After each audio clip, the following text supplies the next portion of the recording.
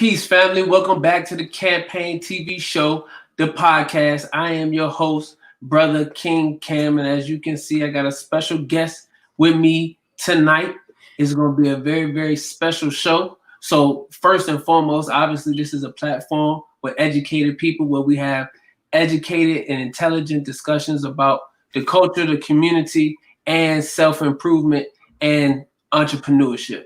So what I want us to do first, as I'm going to join in and assist y'all in doing, is making sure that we like and we share and we get this out to as many people as possible. You know, last week we took a break off. Not a break, we just showed a live stream, but we wasn't live and in person. But, you know, it's a whole different vibe when you got live people in the building. So that's what we're going to be doing tonight. We back in the seat, you know. We back in the seat. And I'm thankful to be back in front of the team, family. So again, Campaign TV show, the podcast. So yeah, so we're gonna be liking, sharing, getting this out to as many people as possible, because tonight what we're gonna be talking about is business.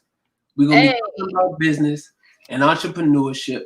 And I got my sister Sabrina Kane, who's going to be giving us some heavy jewels about this business game. And it's important because right now being an entrepreneur is very trendy. Being an entrepreneur is very trendy right now. And a lot of us don't really know what it takes, what is needed to map out the road to success, you know. And we just know that we want to own a business, and everybody out here think they're a boss. So because everybody think they're a boss, then, you know, this is the it thing to do. But my sister Sabrina Kane is going to be giving us everything that we need tonight that can hopefully shape and mold our mind so that we go into this thing positively. But a few things about my sister I want to lay the foundation with, because I want y'all to know that we not playing. We dealing with an expert here. You know, we dealing with an expert in her field. You know, she's focused on three things, which is mindset, money, and marketing. And she's a native of Houston, Texas. She's the founder of the Swerk Mob in the building. Yeah. Successful while I'm raising kids. She's a mom. Yep. She's a mom. That's what Swerk Mob means. Successful while I'm raising kids. Absolutely. She's a mother. She's another term that they use. She's a mom mature. She's a mom entrepreneur, you know. And she helps women. She helps women learn how to monetize their passion and ideas and skills. She also helps personal brands and businesses maximize their revenue, identifying money they could be leaving on the table, then create strategic marketing plans combined with automated systems to drive sales and increase revenue. So what we're dealing with is a game changer.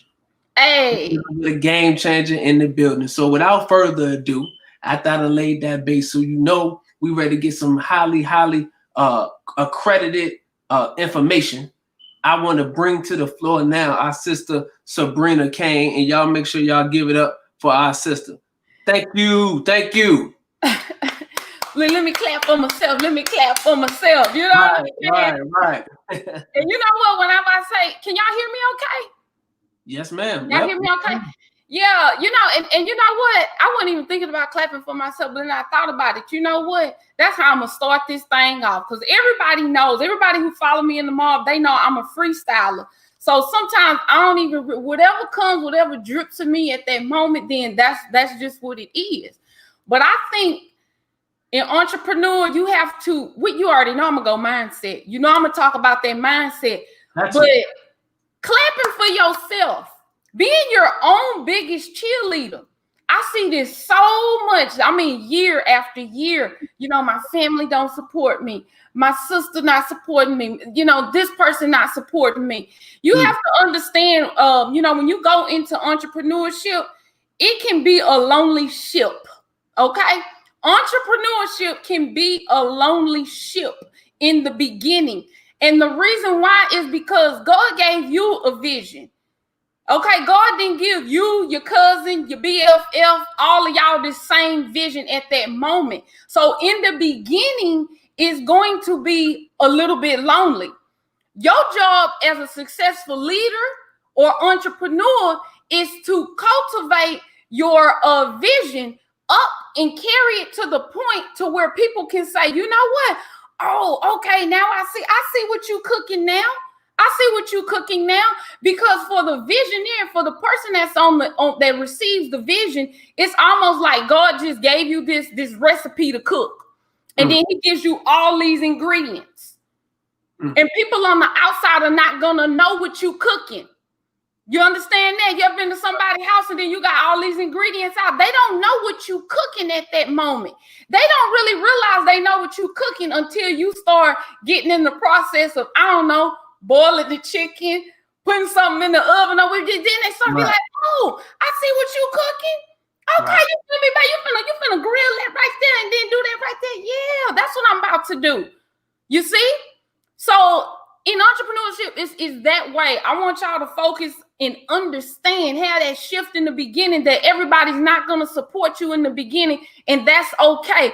And you don't have to cut people off and be rude to them because that you feel like they're not supporting you. It's not that they're not supporting you. It's just that they don't know what you cooking right now.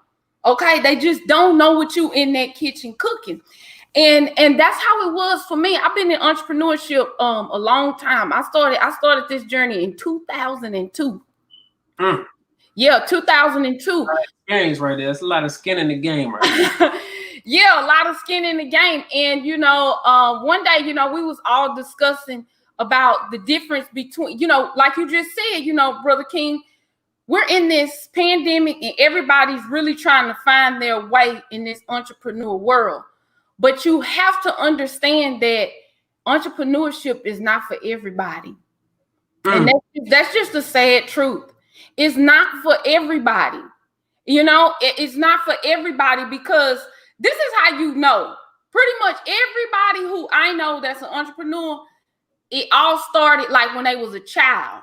If you can go back in your childhood and say, if you was selling candy at school, if you was the person that was, always on the hustle doing this and that, you pretty much know you got that entrepreneur DNA in you. But if you've been working all your life and you're conditioned to 9 to 5, somebody telling you what to do, step by step, this entrepreneur game is going to be very hard for you. So the avenue for a person in that particular scenario would be mastering their skill. So not necessarily trying to be a business owner and an entrepreneur, but mastering your skills and then taking your skills to a collaborative environment. I ain't say no job. I said a collaborative environment. Okay. So for example, something would be like this. Let's say I'm a skillful person. Brother King Cam, he got his thing going on or whatnot. I could collaborate with him in his environment and bring my skills to him. And now we're building something together. So I don't really have to lead the entrepreneurship, but I can be part of it because I'm skillful. So like you had said, when you first came on, everybody with this boss mentality. I want to be a boss. I'm a boss. I'm a boss. But everybody not ready to be no boss. They're not ready until you master yourself. And you have self-discipline yourself, you ain't finna lead nobody. You're not gonna be able to lead nobody. And that's just the truth of it, So yes, ma'am. And that really talks again to the mindset of the particular person that may be looking to move into this avenue. Now we know, especially dealing with this COVID-19 virus has shaken the American economy. Yeah. And a lot of people with their jobs now are not really so sure if they're going to be employed. So they're starting to explore, different ways of making money and things of that nature.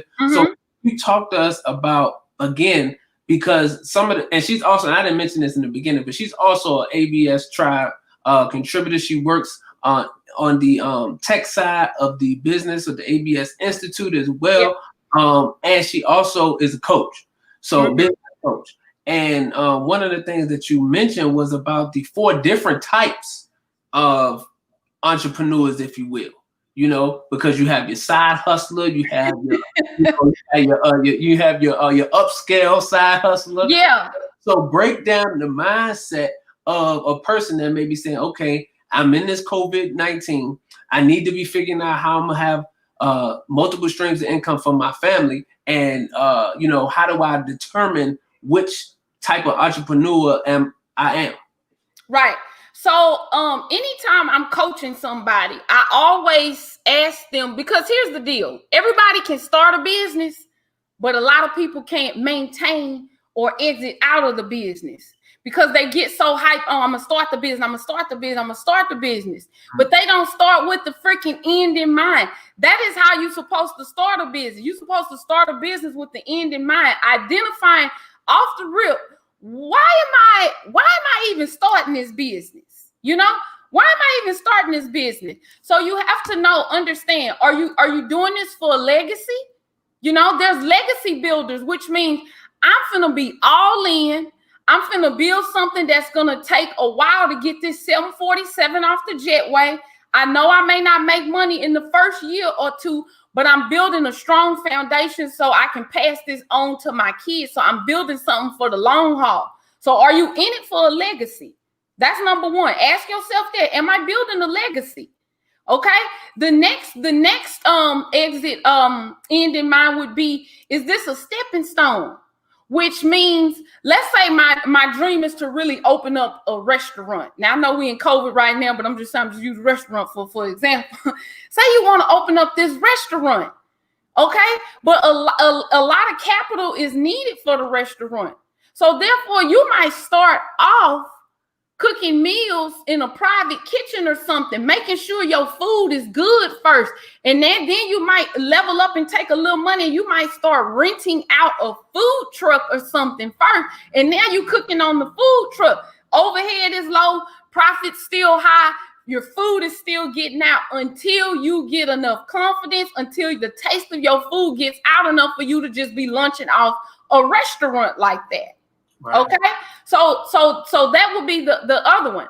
The other one would be asking yourself, okay, do I really want to be an entrepreneur? Do I really want to take on building a business, or do I just really want a side hustle? See, a side hustle means I might like my career. I might like being in the medical industry. I might like being in the medical field, but I may not make enough money. So really, I just want to give myself a raise. So that's why a lot of people get into the side hustle. So right. What happens in the side hustle, I'm making my little side money. I might be making, I don't know, custom wigs or something on the side, or selling custom clothes or painting on the side, But then sometimes the side hustle takes off. Mm-hmm. And it start making more money than your career. And then a lot of people say, "Oh, you know what? I'm finna leave my job because I'm making bankroll over here." Right. But sometimes you got to recognize that you have an upscale side hustle, and really you don't have a business, a full business structure like that's just ready to just be booming. And then you leave your job. You might leave your job too soon because you thought you had this huge business, but you really don't. You have an upscale side hustle. So a lot of people miss that little part, and those are the areas that I identify with my clients as they're coming in. I need to know why they're getting in the business in the first place, because that's going to tell me, and not only that, it's going to give them clarity. It's going to give them clarity on how they should move in business. Because think about it. What if you're in the side hustle and then someone comes and they want to collaborate with you? You wasting somebody's time coming up in there trying to get in on your side hustle when you know damn well you're not finna go in it for the long haul with them. Right. You're really kind of just side hustling and, kind of just making some money on the side, but you're able to exit out of a side hustle easier than it would be if you're going in for a legacy business or a stepping stone business or something like that. So out of the gate, that's first, identifying the end in mind. Why am I even getting in business? Do I just want some money? Am I really trying to stack my money so I can really get into really what it is that I want to do? Or am I finna go at this thing long haul and finna build this legacy out? You got to know that in the beginning. You have to. Okay. So what would be the difference between a business and a side hustle, or a business and an upscale side hustle? A business and an upscale side hustle? Mm-hmm. Okay, so think about it. A business, let me tell you something. You can side hustle without being an LLC. You can side hustle without having no business bank account. You see what I'm saying? You can side hustle with just you and make enough money. So when you start getting into saying, is this a business or is this a side hustle? The fact that it's a business means it's organized. It has structure. It is following all of the business things that a successful business does. So, you're not commingling funds in your personal bank account. At the end of the year, when it's time to do them taxes, you're looking at a business bank account and getting your deductions out, So right. Those are some of the things off of the top, Okay. Well, that makes sense now. You talk about the structure of it, having the EIN number, having the LLC or whatever type of corporation structure you're going to use, having a business bank account. So you're talking about really the structure of it and not just saying, hey, I sell plates on the side and exactly. You do it on Saturdays and Sundays and you're pocketing that extra bread. So, all right, so we can understand the difference. So again, okay, I'm trying to figure out, which one of these entrepreneur profiles I fit. And say I'm a legacy builder. Say I'm ready to go in for the long haul. I kind of know what my niche is or the space that I'm trying to get into. Mm-hmm. And I want to do this for the family. Mm-hmm. How do I go ahead and move forward? Okay, so out of the gate, depending on your family type. So if you're a single mom, if you a woman with a husband, boyfriend, or whatever, y'all living in the same house, or if you married, all of these are going to be different in how you approach it. So let's start with the family structure. Let's say, you got a husband and you got kids, right? First out the gate, in order for this to work, especially from a woman's point of view, you're gonna have to consult with your mate before you even start making moves. Like, I get it. A lot of us women, we want to build our brands, build our businesses and stuff like that. And, we get in this, I'm finna go get it, kind of like by all means necessary. And we forget to consult with our mate and bringing them in on it. Okay. So the reason why you want to involve your family in it is because, and I'm speaking from freaking experience. Okay. Because I was married for 15 years. I'm speaking from experience, not just no poof smoke. Okay.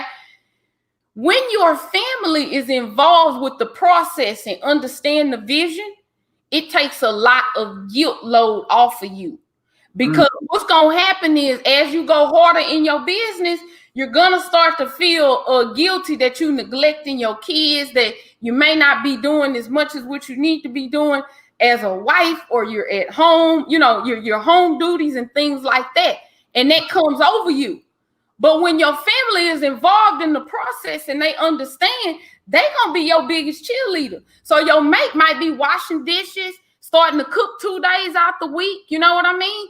You're going to bring your kids into the vision by letting them put things on the goal list.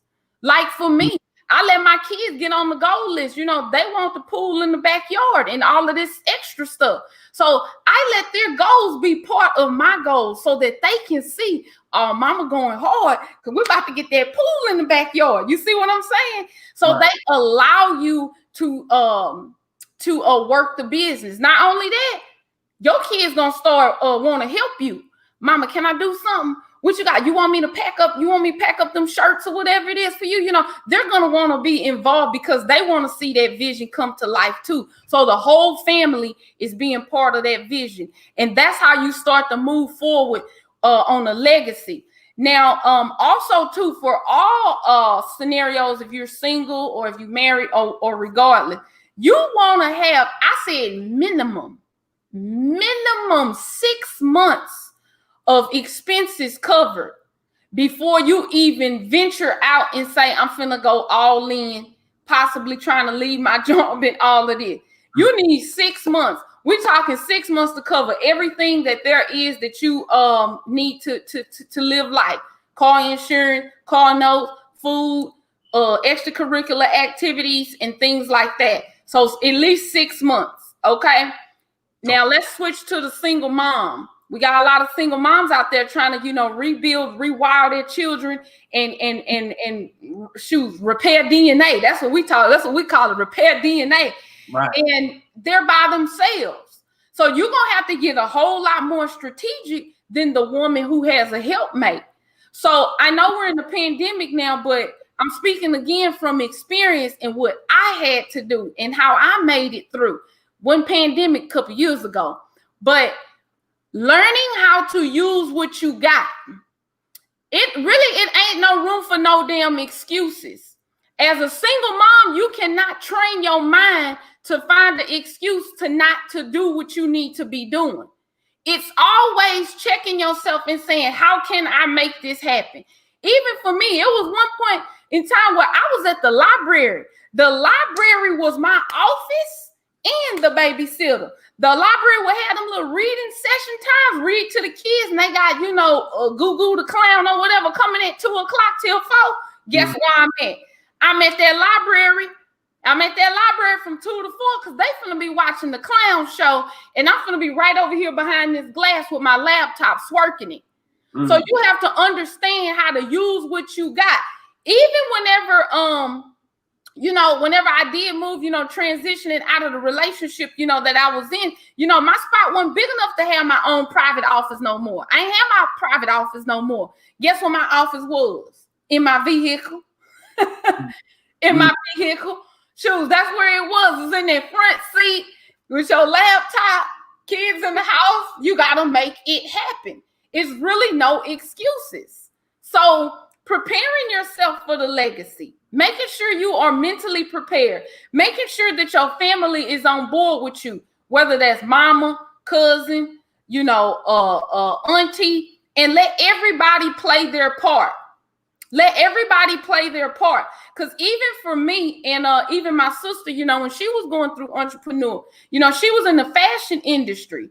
And my mama really didn't like her stuff. It wasn't her style. But my mom supported her by watching her kids.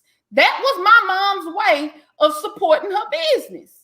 So not necessarily your family members have to buy your stuff. Let your family members be involved and help you how they choose to help you in your growth in your business. And that might be babysitting your kids. That might be coming to get them or cooking, helping you cook, coming by the house, helping you clean up. All that little stuff, all that counts. All that counts. All that counts. And you talked about really the sacrifices that's involved when you go down this road and go on this journey to build legacy for family, because I see a lot of people want what the wealthy have. A lot of people want what entrepreneurs have built, but they don't understand really. I think it's a lack of understanding of the sacrifice that they put into that, what they built to give them the luxuries that they have. So you talk about those early sacrifices of, you got to shift some things around. You got to have your office in your car. You got to have your office at the library. Like, it's really no room for no excuses, or I can't work because my children are this and that and the third. Like, you have to make it happen. So, as you get more creative, and you start to, to start to move forward in your ideas and things like that, a lot of things that I see on social media with a lot of business owners and entrepreneurs that I know is, you mentioned it earlier, but they are kind of zeroed in on getting everybody that they know to support them. They're trying to get everybody in their community or their circle to buy into what it is that they're doing. What advice could you give to that, or some direction for that? Because I always tell people, from a marketing standpoint, it's 2 billion people on Facebook, 2 billion your accounts on Facebook. So while you tripping up and tripping off of these people that that may not be interested in whatever it is you're doing, and it's not nothing personal, they just not interested in it. You have to find your target audience. So could you talk more about that? Again, it comes back to your family members are not your target market anyway. They not your target market. And at the end of the day, let me tell you something. When you really in your purpose, when you're really aligned with what it is that you're supposed to be doing, you ain't got to beg nobody to come do nothing for you and be a part of nothing. You know, it is just going to happen because it goes back to that old saying, your vibe is going to attract your tribe. So the energy that you putting out for your brand, for your product, your mission, your purpose, what it is that you're doing, those people are going to find you. Your only job is to focus on exposure. If more people can do that in the beginning, it will be more lucrative for them quicker. Okay, it will be more lucrative for them quicker because they're focused on exposure. So when you're focused on exposure, you know, a little secret right here, and this is just the facts. Exposure can be expertise. See, a lot of people think, I ain't ready yet, Sabrina. I got to do this. I got to do that. Well, you know what I'm saying? Shirley and Rico over there, they on a whole nother level. I ain't there yet. I need to get there before I start teaching, before I start coming out from behind the curtain. Nope, that's not true. That's not true in this digital era. Right now, exposure can be expertise. See, I can be the coldest person in the room, but if don't nobody know me and don't see me, I ain't the coldest in the room. There you go. So I can take my small experience and I'm online. I'm going live 3 times a day, showing up. I got my anchor in place. And I'm going to talk about anchor in a minute. I'm going live 3 times a day and I got my anchor in place. And you know what I'm saying? I'm sitting up here and I'm selling these darn Nutter Butter cookies. Even though my cookies may not be all lit and they ain't organic, and old girl got the organic cookies and she's saying her stuff better than mine. Baby, they know me. They know me because I'm pulling up. They know me for these cookies right here. So as soon as somebody think about cookies or whatever it is, guess who gonna pop to their first in mind? Oh, old girl who be going live, you know what I'm saying? With the red Kango hat, selling them cookies online.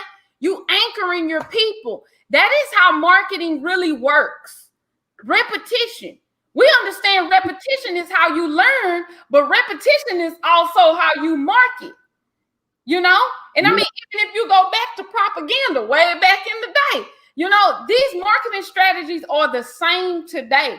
That's why when you looking, you know, you looking to build your business, everything go back to mindset.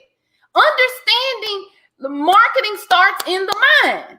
Not only that we got marketing starting in the mind, the enemy is on the other side, is at war for our mind. So that's what I'm talking about the other day. We was talking about purging, getting rid of all these negative thoughts, all of these negative things that are around you. If you plan to succeed in your business, you got to detach your mental first from all this negatively wired things and start rewiring and re-engaging into what is positive for you in business, because all these things are going to start to work together. And I even mentioned it before, I can give you $2 million. If you want money, that's what you want. I give you $2 million. You're going to be broke in about 2 years anyway, because you don't have the mindset to sustain it, to invest it, to flip it, to make it even stretch. So what's the point? What's the point? The point is you're not after the money.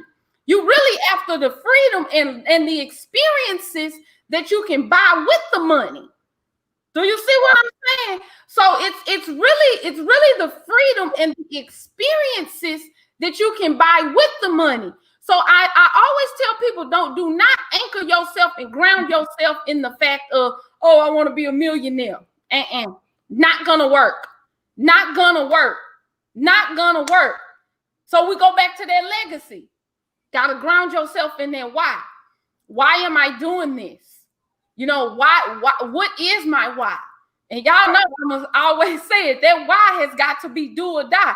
That is what's gonna anchor you down when shit gets hard and you gotta keep on fighting. You're gonna look back on your why. Why am I doing this? And if your answer to yourself is man, I was just doing it for the money, guess what's gonna happen?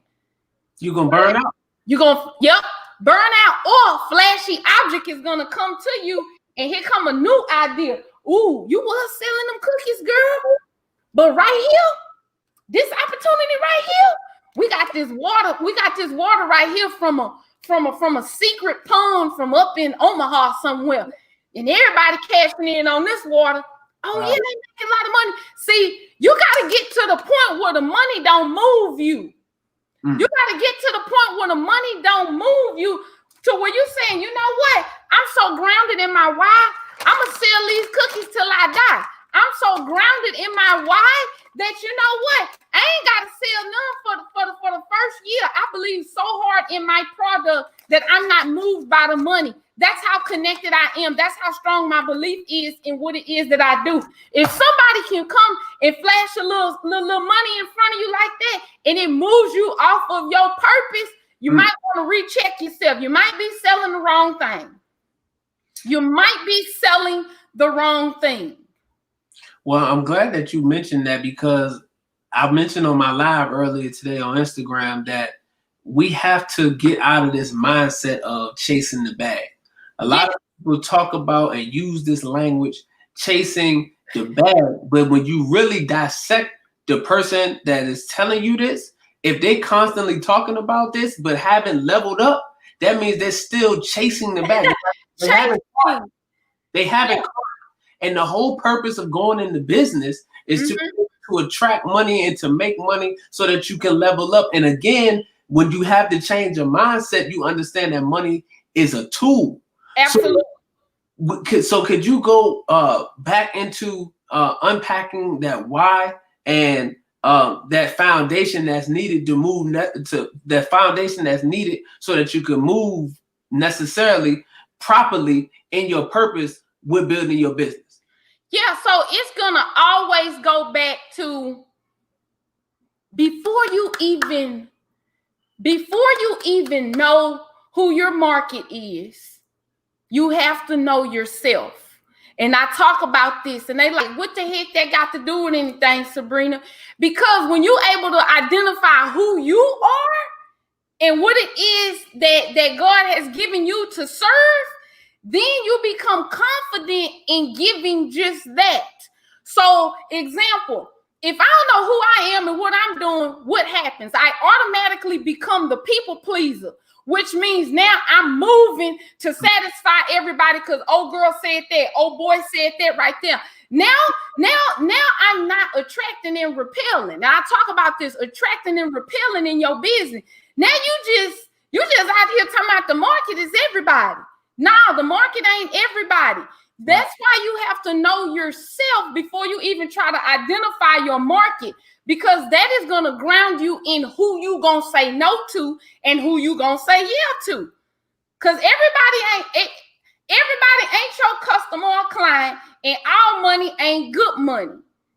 So that's why you cannot ground yourself in a figure, a number. Because if you do, now you're gonna be prone to doing business just for the money, and that could take you out of your integrity. That could take you out of alignment with what it is that you're really supposed to be doing. So don't ground yourself in no money. You gotta ground yourself in your why. So that why has to be something to the nature of conditioning your mind to get in that beast mode. Grandma might be sick and don't have no insurance. That means you got to go hard to pay that bill for her or to buy her medication for her. You know, your child might have a condition or something that nobody, you know, really knows what it is. And you're trying to buy these supplements or whatever it is that's real costly, but it's doing the job. You see what I'm saying? You know, somebody might have a illness or something like that to where, you know, they have to be in a certain climate. They can't survive in Houston because it's too humid down here, and they need to move to California or Canada or something just to survive. That type of shit is gonna make you shift. It's gonna make you shift and get into gear. You know, for me, you know what I'm saying? For me coming out of my personal experience and what I was coming through, I had to rebuild myself all over. This is the third time right here. I had to rebuild myself from from $0. Matter of fact, -$2.37. Okay, rebuild myself. This the third time I done came up. You know, but the beauty of falling down to the bottom and not being grounded in a monetary number is that, guess what? If I fall again, I know how to get right back up and build again. That's the thing. I know how to get right back up and build again. So that why has to be, man, do or die. And my why is my kids. And I think that's important. And I hear that, and I read that a lot in different millionaire books. They talk about the ability to lose it all, but be able to regain it, because based on what you just told us, it's not having a certain number figure attached in your mind.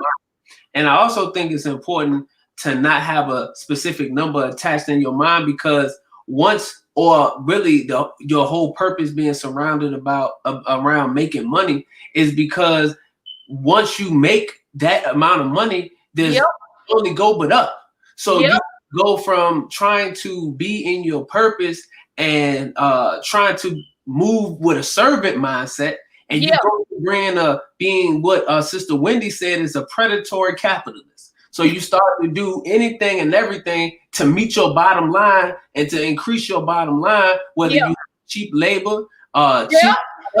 You understand what I'm saying? You start to cut corners because it's about making money. So, you know, we try to instill in you the proper mindset so that you could be a conscious entrepreneur, and the ceiling is unlimited for as much money as you can make, but that's not your focus. The focus is to serve and to benefit the people, and in return you get a monetary benefit that allows you to use that as a tool. Now, and I see a lot of people doing this as well, and I want you to speak to this, because people get their businesses started, you know, whether they're doing nails, they're doing hair, eyelashes, you know, whatever it is, and they really be more in a self-employed mode versus a business owner mode. Self-employed versus business owner. Can you talk about that? Yeah, well, I mean, shoot, it's just what you said, you know, self-employed. When a person says they're self-employed, it's almost selfish when you say it, and it kind of permeates that energy a little bit, you know, self-employed, by self, selfish, you know what I'm saying? Self-employed.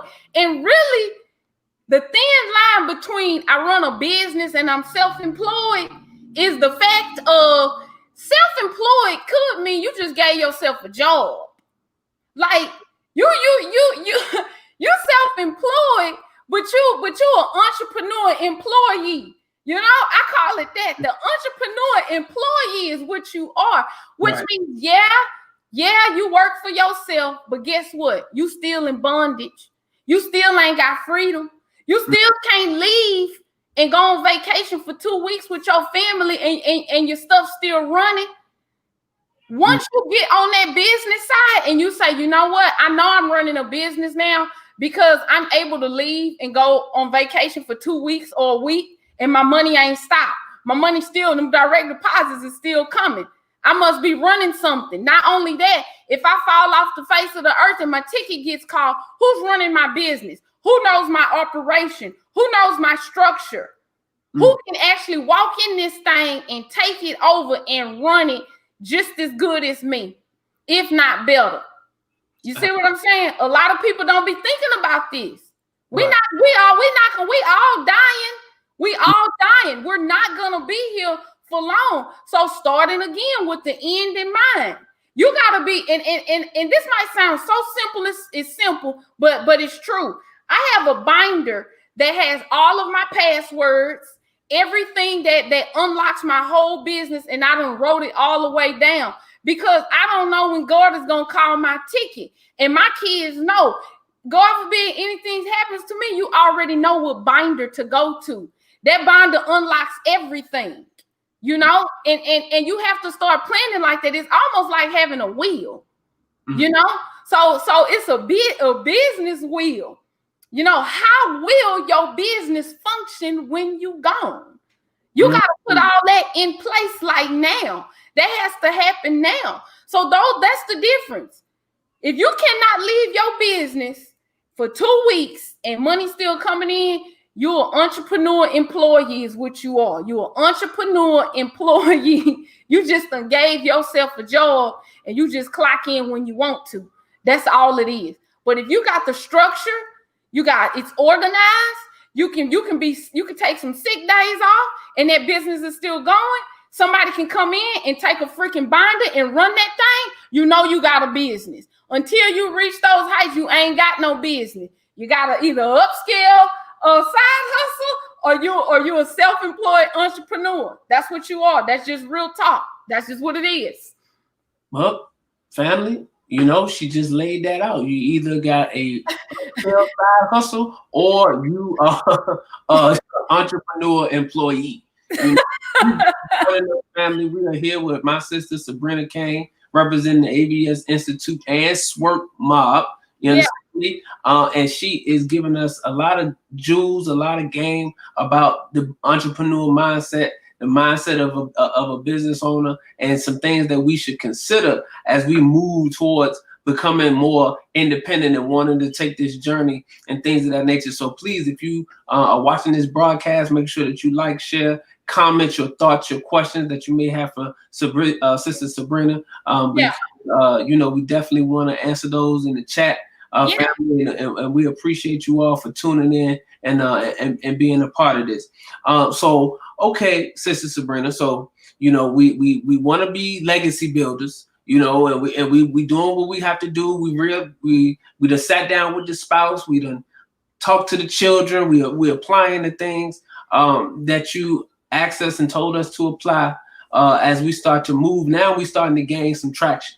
You know, so what are some steps that we can take because we want to market the business, right? So most of our people now, you know, are on social media. So we putting our business on our Facebook, we on our Instagram and stuff like that. Now we're gonna give you some surface stuff because we ain't gonna go in depth because you need to get the real estate course. It's closing October 1st. So you need to get the digital real estate course that talks about how to set up all your business for your social media and things of that nature. And if you're not ready for the digital real estate commitment, then you can definitely come on into the ABS tribe, which is only $50 a month. We love to have you. Sister Sabrina's there all day, every day. Okay. Yeah. Be up in that thing. Yeah, come on. You can get access. All right. So, but we come to Facebook and we want, you know, to start promoting our business and things of that nature. Can you help us as we start to, you know, travel this uncharted terrain?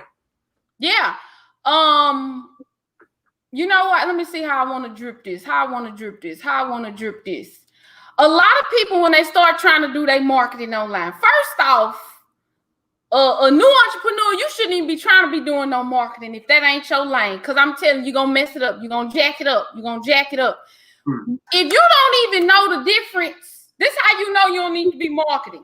If you don't know the difference between marketing and advertising, off the rip, you don't even need to be doing that. Do you hear me?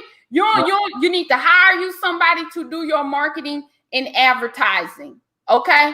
Because to understand those two, then you might be on your way a little bit. Hire somebody out of the gate to make sure that your marketing and your advertising is done properly. And just to give y'all just a little, you know, like you said, we're not going to go all the way into it, but advertising, an easy way to remember is that the advertising is ad. Just like that, we say advertising, it's the ad. It's what people see, okay? And marketing is the research and the work and the strategy that you put in to capture your market. So marketing and advertising. So the market will see the advertising. That's how it goes. So once you understand that, automatically that should tell you that both should have some congruency. So talking to your market, with the right advertising. Everybody not gonna get the same piece of advertisement. Everybody in your market is not gonna have the same language. You know, I was talking today, you know, on the training today for Facebook ads, and we were talking about hair products. You know, she has a hair product business, you know, and she caters to natural hair. You might think oh, it's gonna be one message for all these ladies with natural hair. It's not. Mm-mm. Because you got some ladies who got natural hair that's lazy as hell, then they don't want to comb their hair. But then you got some ladies with natural hair that say, I got all the time in the world. So guess what? These are two different products out of the gate. This product here is for the mom on the go that really don't have a lot of time, that really don't even like combing her hair. She gonna use this particular product. But the woman who's really into her hair and that's gonna sit there and do YouTube tutorials on her hair, this product is for her. So you're talking to two different audiences, but you got this one line of product, but it talks to different audiences. So you can see how you would be turning off your market if you told one mother, you're gonna put this in your hair, okay, and you're gonna let that thing sit for 1 hour, and when you finish, you know, your curls gonna come out looking real ratty, how mine looking right now. Like my hair, I had a bad hair day today. But that would turn off your market, because guess what she's saying? I ain't got no 1 hour to be trying to let no leave-in conditioner sit in my hair. I don't even want that product. But you spoke her language and said, I got this one right here, this particular shampoo. You put this in when you in the shower. You know, let that sit while you exfoliating or whatever. By the time you finish, you take it out, your hair gonna be bouncy for the rest of the week. Oh, that's what I need right there. You see what I'm saying? So now you're talking to her language. Now you're attracting her. So marketing and advertising is really the bloodline of your business. You can have the best product there is, best hamburgers there is, best whatever it is. If you speak the wrong language, I'm not going to know what you're saying. It's no different than me speaking to you in Spanish, okay? And I'm sitting up there like, huh? You could be giving me good information. Do you see what I'm saying? But right. I don't understand what you're saying because you're not speaking my language. And that's why you have to know your target, your audience, your market, so you can speak the right language. Otherwise, you're going to be speaking a whole nother foreign language and you wonder why you're not getting no sales. Advertising and marketing out of the gate. 9 times out of 10, when I go do a business audit, that be the problem. They marketing, they branding, everything is not congruent at all. And as soon as they start to make those little small tweaks, they start to see revenue coming in. So them gonna be my 2 lanes. Hire somebody, and I didn't say go to Fiverr. We finna cut that cord right now. I didn't say go to Fiverr.com and get you somebody either. That's everybody go to right now. Go to Fiverr.com. Don't you go? Because guess what? You get what you pay for, okay? You get what you pay for. And I want y'all to understand that I know some of y'all gonna be on the budget. Spend your biggest budget over in your marketing and your advertising. Wow. Say that again, Sister Sabrina. Yeah, spend your money in the biggest portion of your budget in marketing and advertising. It goes back to what we talked about, exposure. I may not have the best damn cookies, but y'all see my ass every day, 3 times a day. Somebody's gonna buy some cookies. Wow. But see, I spend most of my money in trying to get the product coming out perfect, and the packaging is just perfect. And I done spent $5,000 on this, but then my marketing, I ain't got no money for my marketing. Crickets. Who finna buy it now? Nobody. But get your product just to where it's good enough for the market, it's acceptable, it's of quality, and then spend that money in that marketing. After that first check roll around, dump that right back into improving your product and your packaging. You know, that's how you want to do that. Wow. And that's a huge thing that I see with a lot of business owners today, is that they have the product or they have the skill. You know, they can do locks really well. They can braid hair. They can paint. They can, you know what I mean? They can do nails. They can do it, you know, and they really good at it. But the marketing is on zero. Artists. They're artists. They got all the music, you know, all of that stuff. They shooting the fire videos and everything like that. But the marketing is on zero. They don't want to pay anybody for the marketing. And I see it in the business, and you can see how, again, that's the difference between you being self-employed and a business owner because you're making a couple of coins because you're doing everything yourself and all of that kind of stuff, but you haven't grown to that business and then taking the next step. So what would be a good budget, or if someone working on a budget, what would be a good starting place for a marketing budget with a business? You know what? It's going to go to what type of product you have, because we are in the digital era and it's easy to access exposure versus say 5 or 10 years ago, So my first pivot is going to be this. If you got to spend money on just somebody that can identify your marketing, your market, your target market, pay somebody to just do that portion first. They ain't got to be part of the team, but pay someone, even if it's like a 2-hour consultation or something, to help you identify your market first. Okay, get your market down and all of that. Then after that, what I would do if it was me and I'm on a bootstrap, I'm on a bootstrap budget, I'm going to go and find me some influencers, micro influencers on Instagram or Facebook. Now I ain't say go find Kylie Jenner's. Not nobody with no freaking 2.5 million followers, because the ones with 10,000 followers, 15,000, they good too. But here's the thing: when you approach them, make sure that they are legit. Don't be looking and say, oh, they just got a lot of followers, I'm finna pay them, $100 to post my product on there. How you know that ain't no just a fluff account with a whole bunch of people from Algeria on there, and somebody done got a fake Instagram account, blew it up to make it look like it's pumping and going, and now you done bought a spot on their page and ain't nothing popping.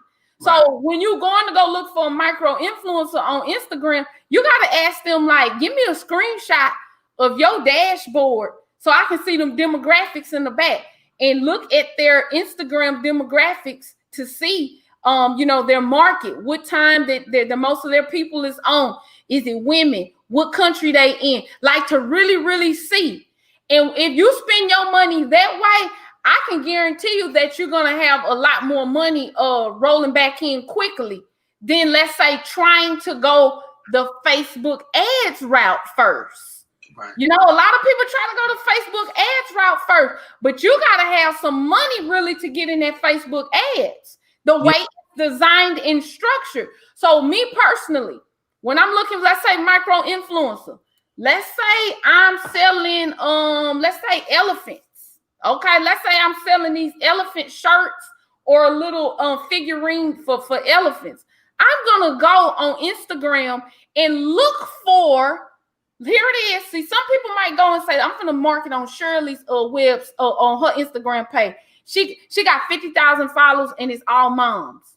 But look at Ricky's page. He's an elephant connoisseur or whatever. He loves elephants, but he only got 10,000 followers. Who's the better audience? The one with 150,000 followers, or is it Ricky with only 15,000 followers? It's Ricky, because his audience is strictly talking about elephants. Mm-hmm. So your conversions are going to be a lot better on that page, because his audience is strictly elephant lovers. And that's why I want my product to be in front of the 15,000. I don't want it in front of the 150,000. That's throwing spaghetti on the wall. And so reaching out to people on Instagram to say, do you do promos? Will you post this on your story? Will you post this, on your page for 24 hours or 3 days, And to be honest with you, we even talked about that. Last week? That was part of our strategy for doing the 100K in 5 days. Right. One of our strategies was that we use micro influencers to post and put out certain content that we wanted. But we chose our micro influencers based on our message and what it is that we wanted the audience to see. So it's not always Facebook ads. You go on Instagram, get you some micro influencers. Do not go to no Fiverr.com trying to get you a marketer over there.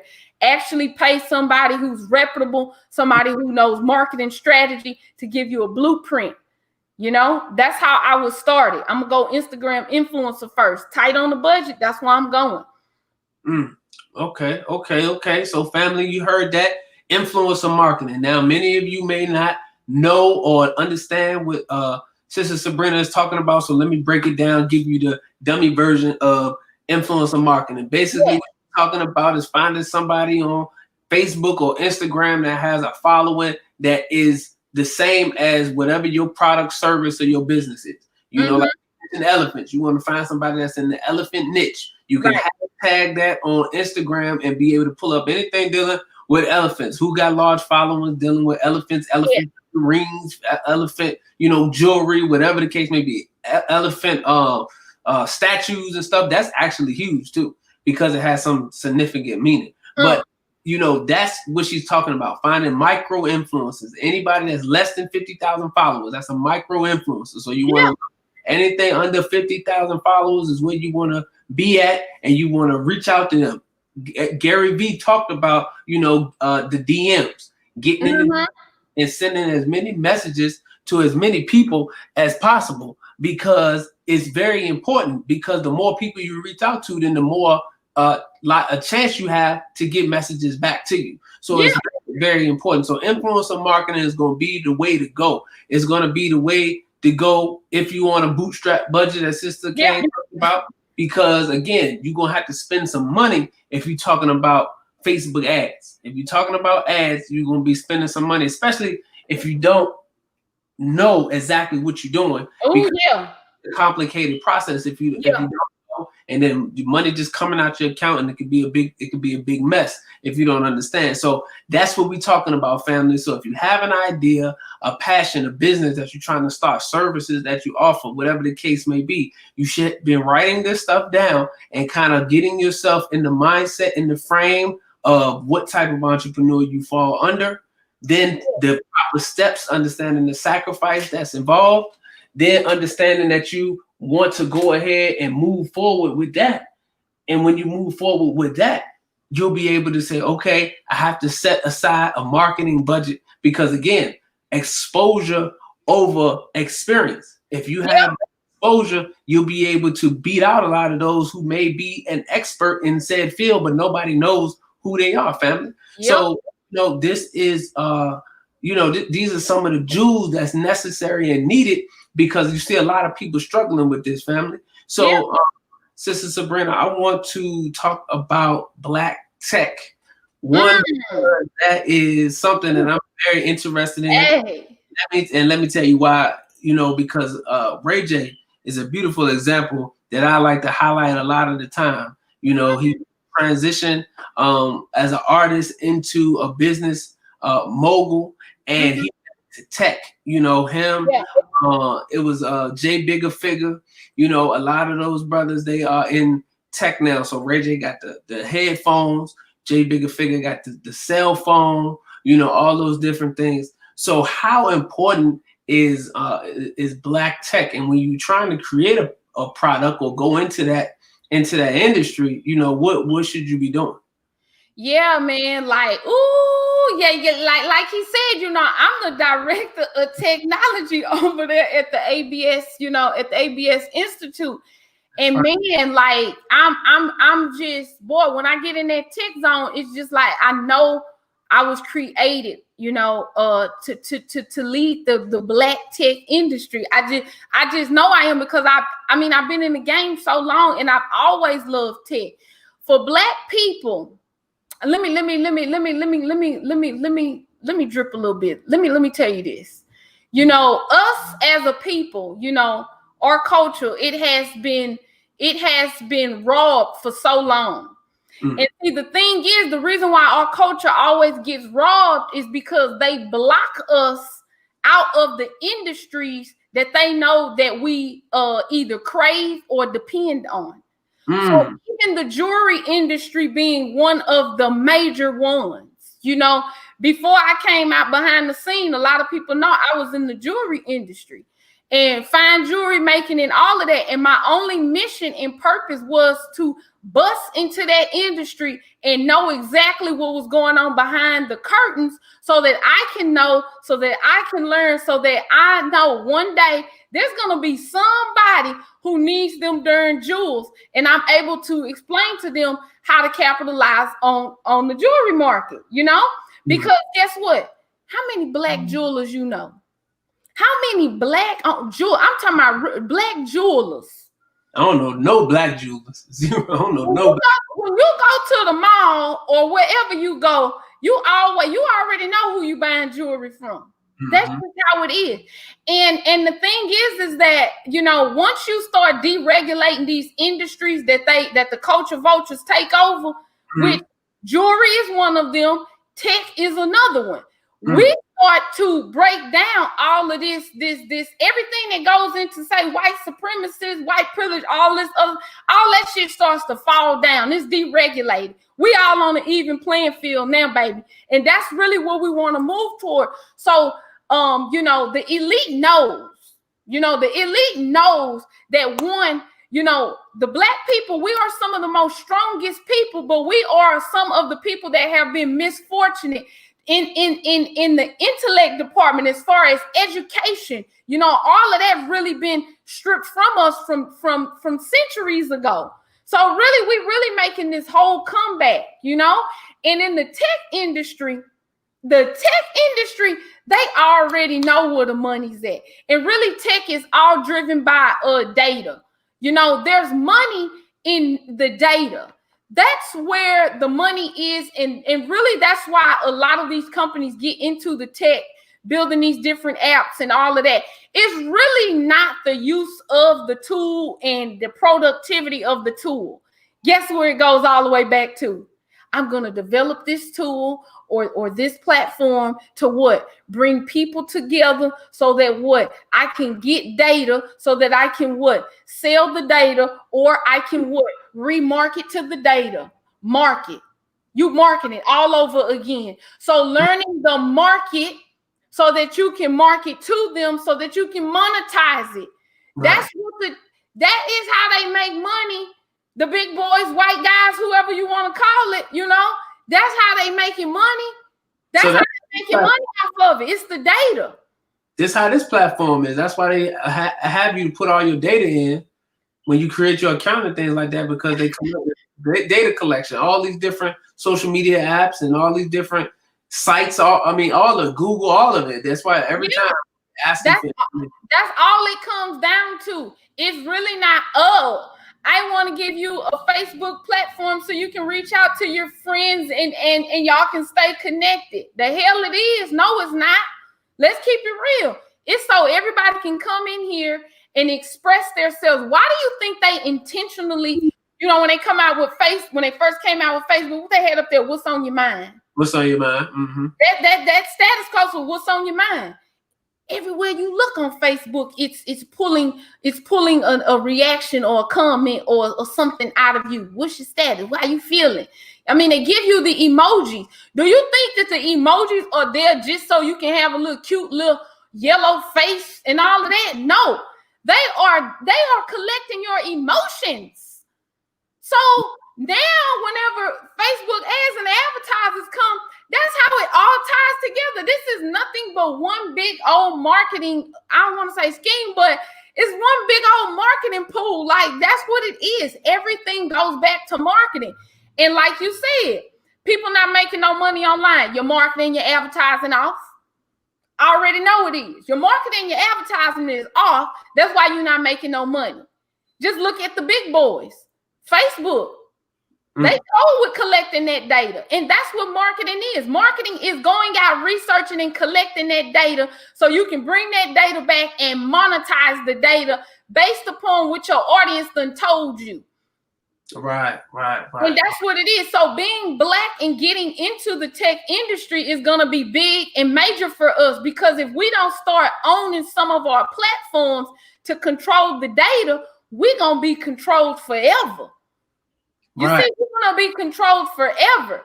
So owning your data is something huge that's really starting to unravel a little bit. You know what I'm saying? It's starting to unravel, and that curtain is becoming to be ripped off. That curtain is opening up. So when you say black tech, could you break down that into more specific? Like, is that headphones, watches, cell phones? Is that apps? Is that building out platforms or different growth tools on the internet? Like, what exactly is it? When we say tech, we mean technology. So wherever technology may be, technology could be headphones, technology could be the cell phone, tech could be the computer, tech could be building, SaaS products, tech could be building a platform and productivity apps for people. So anything that is related to technology in that field of tech, just period. It could be robots. How Derek Grace over there building robots. Yep. He over there in building robots. So it's almost like saying technology, and then you say finance. Finance what? Finance is money, but it could be money in banking. It could be money in investing. It could be money in Forex. It could be money in real estate. So it's a wide range, but us just being able to grasp tech, it's at its core, to start getting into it. You know what I'm saying? Evolving, not being afraid of it. So even tech can go as far as I might be learning the code. There's a food chain on the tech, in the tech world, just like in anything else. Before the headphones and the Bluetooth can work, somebody got to make that chip inside of there. Before the chip is made, the blueprint and the coding has to be done first, And for people who want to just tap into it and really start monetizing, I'm going to tell you where you need to start moving towards, because 2022 is going to start taking off really, and that is going to be in your Alexa skill apps. Creating skills. We call skills the programming that goes into Alexa and Amazon tools and stuff like that. So when you ask Alexa, hey Alexa, who's Brother King Cam? You can actually create a skill. It's called a skill for Alexa, for Amazon's products, so that whenever anybody, talks to the damn thing and say, who's Brother Cam, it will pull it up. It knows. So you can start creating your own skill for Amazon if you really want to just get that girl is inside the Alexa. Alexa, no, Brother King Cam, So start off with something like that, getting ahead of the trend in the game to the point where it's like your product is even in there. Alexa, who's Shirley that sell the Nutter Butter cookies? We're moving. This is how this is how you're supposed to pivot easily and move. You look at the big brands and you see what they're injecting in us to use. And then you have to recognize and say, you know what? They be pushing that Alexa big time. They be pushing that Google Voice, that Google Home, man, pushing that product on us. Now you got to figure out, how do I become part of that product? Because they're not going to be spending billions just to throw spaghetti on the wall.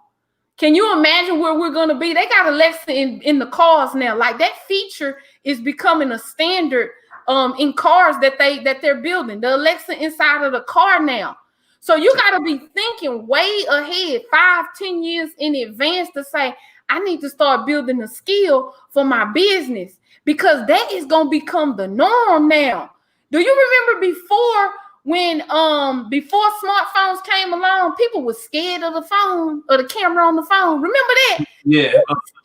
Actually scared of the phone. Scared to go live. I ain't getting on that thing. That phone you got a camera phone. Ooh, you was actually scared of the freaking camera phone. Now it's like you want to go live. You want to show your world. You want to do selfies. You want to put this out. They conditioned us for that. That wasn't just out of the blue. They conditioned us for that. So now they conditioning us, these $1 billion brands, to use their products And this conditioning is gonna become our norm. So you gotta follow that and be attentive to like what's going on to say, you know what? This Alexa is inside of Chevys and Fords. Mm-hmm. I need to start creating me a skill because this is now going to become the norm in how people communicate to the phone. Look how often you asking Siri stuff now on your phone. Wow. Siri is almost like your homegirl, your assistant that you just pay for with your cell phone bill. Virtual assistant. So and it reminds me of the Disney movie Smart House. See, they was throwing hints back then because that movie is like maybe like 10, 12 years old, maybe older than that, maybe like 15. Like that movie came out a while ago. And before Siri, before, the Apple smartphones and the Google smartphones and the Alexa and before all of that, they had the Smart House movie. So they had the tech back then. And they was in the conditioning, and marketing phase of what they was doing. So they was putting it in Disney movies. So that people say, oh wow, wouldn't it be cool to have a house that talk to you? And actually they have them now.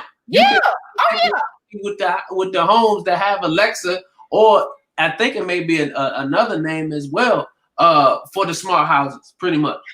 Yeah, so that's just crazy how they do that with the marketing, like you mentioned, how they program you into it, and they slowly bring you into it. So it's crazy. Other movies like I, Robot and things of that nature.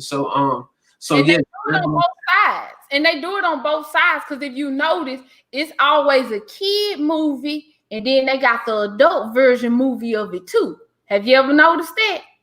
So they're very mindful and strategic in the programming. Gotta get kids over here with the little cartoon movie. Then boom, we got the adults over here with the adult version. So all this stuff is intentional, and that's what I'm talking about. Taking tips from the $1 billion brand. They are intentional in what it is that they doing in their marketing. So all the while you think is you really making a decision, but they done condition you over the last 90 days. And now you really just conditioned to make that decision, to say, this is what I want, And it reminds me of the cell phone watch, way back in, 2008, I had went overseas to look at tech.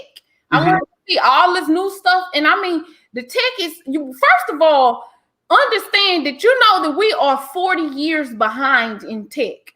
We on average 40 years behind in tech. So what you see right now is old. Yes. I met some brothers from Africa. Mm-hmm. And they was talking to me about the tech in Africa. And the stuff that you have on your cell phone here is so old compared to what their cell phones do in Africa. It'll make you think you got the old box TV where you was turning the knob and change stations on there compared to their goddamn 6K TV. You know what I'm saying? Slim screen. I'm telling you. We're behind. So a lot of people think that we are we too advanced, and it scares people if they drip it out too far. But if you start getting into the tech world, like I was saying, I went overseas and I'm looking at this tech and I saw the cell phone watches. This was back in 2008. And I'm like, oh my gosh, these cell phone watches finna be lit. I'm finna get these cell phone watches. So I bought some, brought the samples back.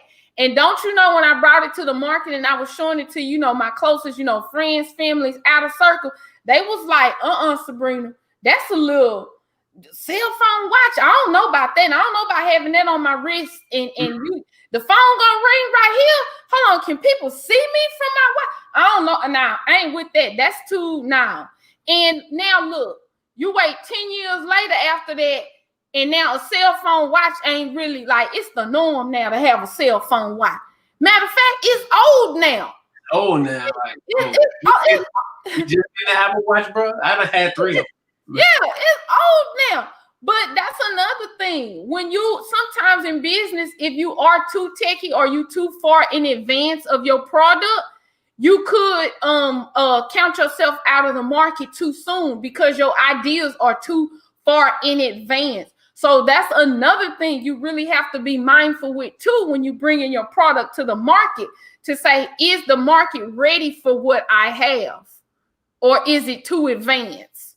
Or is it played out too? You know? So testing your market to see that.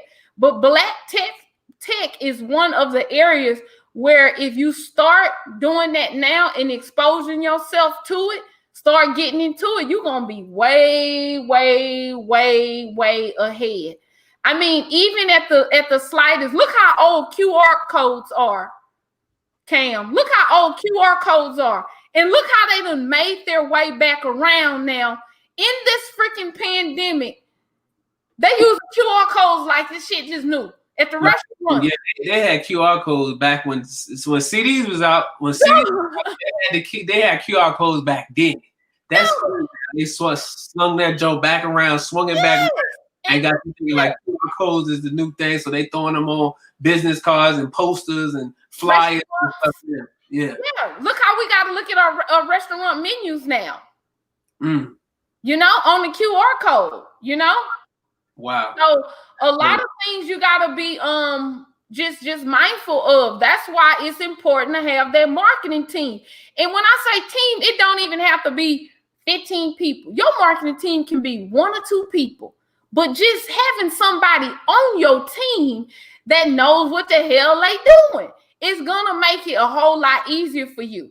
It's going to make it a whole lot easier for you because a lot of people fail in business because they want to do everything. Because they like, I'm going to save money. I'm going to go on YouTube and learn this. Why I'm going to pay somebody to go do this when I can go on YouTube and learn it. Let me tell you why. It's going to take you 90 days to learn what you just learned on YouTube. And you only going to learn one little funky strategy. By the time you implement it, guess what? It's over. It's over with. We on something else now. So you can't even keep up with that, but you're supposed to be over there in the kitchen baking the cookies. But you're trying to be the marketer. You're trying to study the tech side of it. You're trying to do this. You're trying to do the brand. You're trying to do all that, and you're not in your lane, and you're not gonna grow a business like that. So you're gonna stay in the side hustle forever. You might stay in the upscale side hustle forever. You might stay self-employed and be the entrepreneur employee forever. But it's gonna be hella hard to reach that business level trying to run your business like that and not be willing to invest in talent, skills, and other people to help you grow your business, you know? Wow. Yes, yeah. Ma'am. Yes, ma'am. Man, family, that right there was heavy, man. Sister Sabrina really laid a foundation for us really with that with tech. And you know, Sister Sabrina, we're gonna have to do a part 2 because I actually watched a interview with a young sister who she came on the Breakfast Club. And you made an interview I'm talking about, I can't remember the sister name, but she came in and she was talking about black tech and the importance in breaking in the industry. So I think that's something heavy, and I'm gonna go back and find that interview, see if I can pull it up, and then we can kind of dissect it if we're able to do a part 2, you know, if your schedule permits. Yeah. But, you know, family, man, we you know, we certainly appreciate our sister Sabrina for coming in, stopping by, sitting with us, and really educating us on the process and becoming an entrepreneur, getting into the mindset, making sure that you are ready to sacrifice for this journey, understanding what it's going to take, you know, taking the proper steps and everything like that so that we can be successful because, you know, everything is calculated as she talked about marketing. So, you know, you see how successful the marketing is with their calculations. Why shouldn't we be as calculated with our assessment and things of that nature when we going into entrepreneurship? So it's beautiful. She gave us a lot of game tonight, family. She gave us a lot of jewels, a lot to chew on. So I hope y'all was taking notes. If not, you go back and watch the live stream back. And you know, we streaming live on Spotify now, so you can play it back in the car and get some of these nuggets. Because many of us, again, because of this pandemic, are transitioning out of possibly our 9-to-5 jobs, and we trying to figure out what's our next level, how we gonna do this. And entrepreneurship is one of those vehicles, family. So again, we thank you, Sister Kane, for coming and speaking with us, teaching us today. Is there anything that would you like to give a closing remarks to the people, and then let them know where they can find you on social media to keep up with you, to tap into your services, consultations, and things of that nature? Okay. Well, y'all can find me on Instagram. I'm kind of heavy on Instagram now, at the Swerk Mob, or even on Facebook at Swerk Mob. Like, if you go and search, ain't nobody else with that name, Swerk Mob Sabrina Kane. So I'm the only one up in this thing. Okay. So if you Google that or search it, you're gonna be able to find me. One thing that I could, before I go away with is that, I'm always big on saying that, your past does not define you. It progresses you. Your past does not define you. It progresses you. A lot of people get caught up in thinking, the past things that they went through are excuses of why they can't execute now. But I want y'all to understand that you have to make peace with your past. I talk about this. You got to make peace with your past, because if you don't, then you're going to be holding yourself hostage. Understand that everything that happened to you, everything you went through, is part of the preparation of where God is trying to take you. So don't be so hard on yourself. Enjoy and trust the process, and understand. I said this the other night. You can't cheat death, and you sure can't cheat destiny. Okay? So just be in alignment, and just enjoy the process, and allow God to just use you how you are. Okay? And my name is Sabrina Kane, and I'm about this thing. Okay? Yes, ma'am. Yes, ma'am. Thank you so much, Sister Kane. And again, we're going to be doing a part 2. So, y'all make sure y'all stay tuned for that. All right. Love y'all. See y'all next time. Bye-bye. Yeah. All right, family. There you go. That was our podcast tonight. Thank you again for tuning in to the Campaign TV show, the podcast. We are streaming on multiple platforms now, so you can check us out on Spotify. That's the biggest one. Also on Anchor as well to get the audio podcast of tonight's episode. We will be uploading it no later than tomorrow or by Friday at the latest. So you'll be able to check that out right there, family. But again, we thank you all for tuning in. Make sure you share, like, comment, because we're going to be bringing our sister back. Next week, we got another business guru that's going to be coming to talk to us more in depth about business and operations and things of that nature as well, setting our structure up. So you don't want to miss that. So make sure you got your phone alarm set for this time next week. Next Wednesday, the Campaign TV show podcast is back again with some more valuable content. So I thank you, family. If you would like to donate to the podcast, the donation is scrolling across the bottom. You can donate via Cash App and PayPal. Again, you can donate via Cash App and PayPal. It's been scrolling across the bottom. If you would like to assist us in keeping the lights on, and and to continue to add value to our community, because Black media outlets are extremely, extremely important. Again, I am your host, Brother King Cam. I thank you all for listening. Thank you all, family, and make sure that y'all stay tapped in. Peace and blessings. Assalamu alaikum.